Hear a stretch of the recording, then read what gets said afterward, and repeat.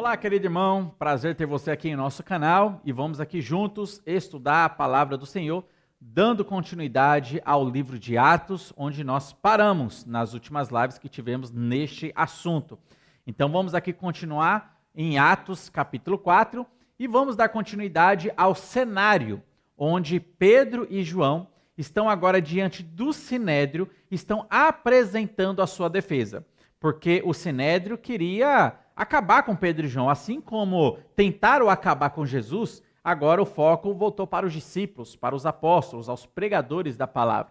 Prenderam Pedro e João, sem mais e sem menos, e no outro dia fizeram então esta reunião, esse inquérito com eles para analisarem a vida deles. E Pedro e João então agora estão diante do Sinédrio para uma defesa, só que a gente percebe que essa defesa é uma defesa onde eles estão pregando a palavra de Deus. E eles aproveitam o momento para falar de Cristo. Então eles cumprem aquilo que já é ensinado nas Escrituras, que em todo tempo nós devemos pregar o Evangelho, seja em tempo ou fora de tempo, falar do Evangelho. É isso que eles estão fazendo. Diante de uma acusação, eles estão agora colocando o nome de Jesus Cristo, pregando para o Sinédrio.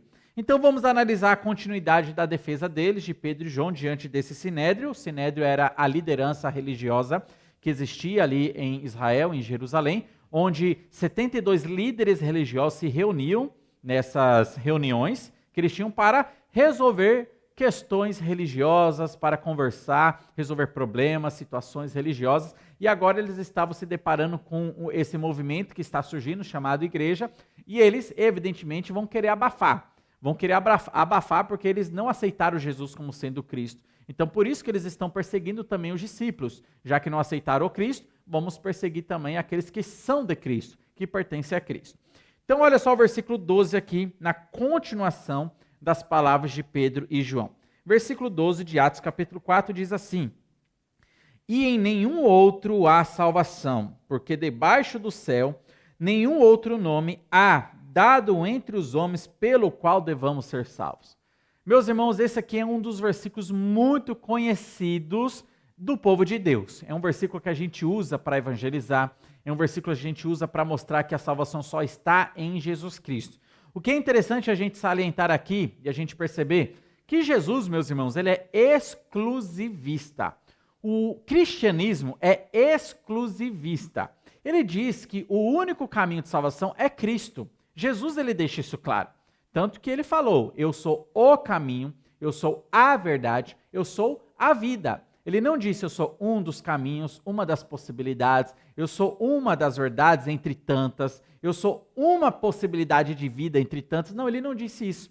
Ele deixou claro, eu sou o único. É somente por meio de mim que você pode receber salvação, perdão dos pecados e adentrar as mansões celestiais chegando até o Pai. Somente por meio de mim. Então perceba que o cristianismo é exclusivista. Ele vai dizer claramente que a salvação está somente por meio de Cristo. É isso que nós pregamos. Nós pregamos que a salvação está só em Cristo. Isso significa que a salvação não está em Buda, a salvação não está em Maomé, a salvação não está em Calvino, a salvação não está em Maria, a salvação não está em vários santos que são considerados santos, a salvação não está em religiões, não está em igreja, a salvação não está nas águas, em ser batizado, a salvação não está na ceia, por alguém participar da ceia, comer o pão, comer o cálice, tomar o cálice. Salvação não está nas obras, nas boas obras. Eu não consigo produzir a minha própria salvação. O evangelho é exclusivista. A salvação está somente na cruz de Cristo Jesus, na pessoa de Cristo Jesus. Foi por isso que ele morreu e ressuscitou para prover salvação. Se a salvação, meus irmãos, fosse conquistada por minhas boas obras, se Deus lá do céu olhar para mim e ver que eu estou me esforçando para ser um bom cidadão, uma pessoa boa, eu vou para a igreja, eu dou um dízimo, eu faço bem para o meu vizinho, eu faço bem para os necessitados, eu oro pelas pessoas. Se a salvação fosse produzida por esses atos, qual a necessidade de Cristo ter morrido na cruz? Não teria necessidade nenhuma dele ter padecido na cruz e ressuscitado, porque a salvação é uma produção minha. Mas não, a Bíblia deixa muito claro que a salvação é somente por meio de Jesus Cristo. Independente se eu sou uma boa pessoa ou não, eu preciso me arrepender dos meus pecados e crer em Jesus Cristo. Jesus é exclusivista. A salvação está somente por meio de Jesus Cristo e a Bíblia revela essa salvação para nós. Então, a primeira coisa que Pedro está deixando claro é isso para a liderança religiosa. Vocês só podem ser salvos por Jesus, não por serem descendentes de Abraão, Jacó, Isaac, não por serem judeus. Vocês precisam de Jesus Cristo para serem salvos. E tem que ser Jesus, tem que aceitar Jesus. Você não pode aceitar uma divindade que você não sabe o nome. Não, tem que ser Jesus Cristo. Jesus veio aqui na terra, nasceu, cresceu, se desenvolveu e ele pregou a palavra de Deus, morreu na cruz pelos nossos pecados e ressuscitou e subiu para o céu. Tem que ser esta pessoa, não uma outra pessoa. Jesus, é somente por meio de Jesus Cristo onde nós recebemos a salvação que só provém dele. E olha então o versículo 13. O resultado destas primeiras palavras de Pedro e João, dessa primeira defesa e dessa primeira mensagem de pregação. O versículo 13, ele diz assim: então eles, o Sinédrio, vendo a ousadia de Pedro e João, da onde vem essa ousadia? Cheio do Espírito Santo. Então eles, vendo a ousadia de Pedro e João, e informados de que eram homens sem letras, indoutos e letrados, se maravilharam. E tinham conhecimento de que eles haviam estado com Jesus. Meus irmãos, a liderança religiosa, eles olharam para Pedro, eles olharam para João, e a conclusão que chegaram é: poxa, esses homens são iletrados, esses homens não têm estudo, esses homens aí, olha só a vida deles. E a gente reconhece claramente que eles estiveram com esse Jesus, que esteve recentemente entre nós, e nós, inclusive, perseguimos esse Jesus. Estes homens estavam com Cristo. A conclusão que eles chegaram foi essa. Olhando para Pedro e João, a conclusão é que eles estiveram com Jesus, tiveram contato com Jesus, foram ensinados por Jesus, foram discipulados por Jesus. Jesus foi o tutor deles, foi o professor deles. Então, eles chegaram a essa conclusão. Agora eles olham mais para o lado e eles vão ver uma outra pessoa. Olha só o versículo 14, diz assim: e vendo estar com eles o homem que fora curado, nada tinham que dizer em contrário. Olha só, eles olharam primeiro para Pedro e João, chegaram à conclusão de que, de fato, Pedro e João estavam com Jesus. Olharam para o homem que estava curado, chegaram à conclusão, de fato, esse homem foi curado. Algo notório aconteceu. É verdadeiro, a gente não consegue revogar isso, a gente não vai conseguir apagar esse evento, desmentir isso, porque isso foi um fato. Estes homens iletrados, sem estudos, não combinaram nada, eles estiveram de fato com Cristo Jesus, são ousados nas suas palavras, e de fato esse outro homem que está aqui, ele foi curado, porque a gente conhecia de anos que ele ficava aqui pedindo esmolas, era um coxo, né? E agora ele está andando, está em perfeito estado. Então a conclusão que eles chegaram é, esse milagre de fato aconteceu. Mas o que me admira, meus irmãos, o que me admira é que apesar dele chegar a essa conclusão, de que Pedro e João estavam com Jesus, de que Pedro e João estavam falando com ousadia, de que aquele homem de fato foi curado, eles não deram o braço a torcer. Eles não se arrependeram dos seus pecados, eles não creram na mensagem que Pedro e João estavam pregando, nada disso. Olha só o que acontece no versículo 15 e 16. Todavia, mandando sair para fora do conselho, conferenciaram entre si, conversaram entre si, dizendo: que havemos de fazer a estes homens? Porque a todos os que habitam em Jerusalém é manifesto que por eles foi feito um sinal notório, e não o podemos negar.